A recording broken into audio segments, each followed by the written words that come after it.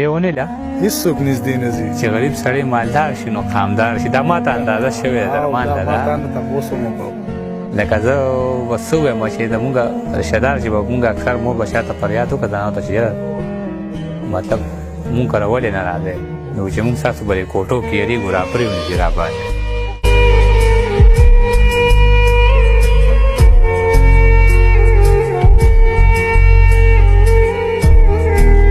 پښتونخوا کې چې ګولۍ چېرته ګزار شي زما شک د خپلې خاورې په واګدار شي. نه څه وایي نه څه اوري نه څه ویني توپ نالت د دې ښار په څوکیدار شي. بې مېوې ونې له هېڅوک نږدې نه ځي چې غریب سړی مالدار شي نو قامدار شي. او له رخساره د خوشبو د لونګ خېږي په کوڅه چې څوک راشي ستا بیمار شي. ډېر ښه دی په ګناه رانه ناراضه مه شي خدایه بې له تا به زما بل څوک مددګار شي. ډېر ښه دی په نیتي به دې زړه ماحول خراب په نیتي به دې د زړه ماحول خراب کړي په کوم ځای کې چې ګڼ ډېر شي بدبودار شي. د کتاب په لوستو هېڅوک هوښیار نه شي ګزارونه چې د وخت وخوري هوښیار شي. ما عاجز سره نور هېڅ نشته مورجانې دا زما ځواني د ستا له نومه زار شي.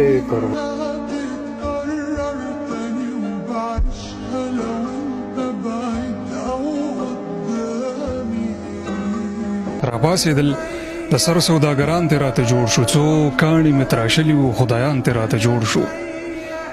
زما د ډایرۍ نه یې خبرې زده کولې بچي مې چې لږ پوه شو پلاران ترې راته جوړ شو. د وخت پاړوګانو د لاس خاورې خوراک شوې خواږه خواږه یارانو خو ماران ترې راته جوړ شو.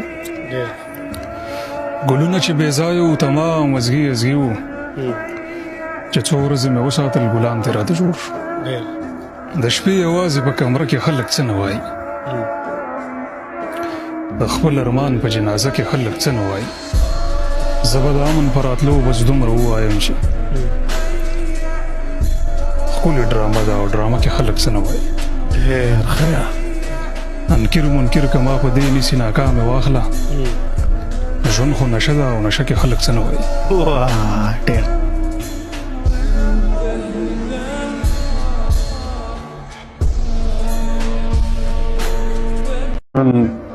دا کړاوونه مې سمسور وای خو چې مور وای دا ژوند مې د همدغسې په اور وای خو چې مور وای بې موره ژوند بلا سخت ده. زه کله کله وایم چې نه په ژوند کې زه وای نه مې ورور وای خو چې مور وای په لرې شان سارا کې مو ژوندون وای غریبي وای چپنګار دیوال زما د کور وای خو چې مور وای غربت که بېکسي وه پروا نه وه لویه خدایه غربت که بېکسي وه پروا نه وه لویه خدایه همدغومره غمونه په ما نور وای خو چې مور وای له هرې تیارې وروسته رڼا شته ده دا منمه له هرې تیارې وروسته رڼا شته ده دا منمه ما باندې تیاره دي له هر لور وای خو چې مور وای دا غم به راته نه و چې دا څنګه به شي دیداره دا غم به راته نه و چې دا څنګه به شي دیداره د ټولې دنیاګۍ راباندې پور وای خو چې مور وای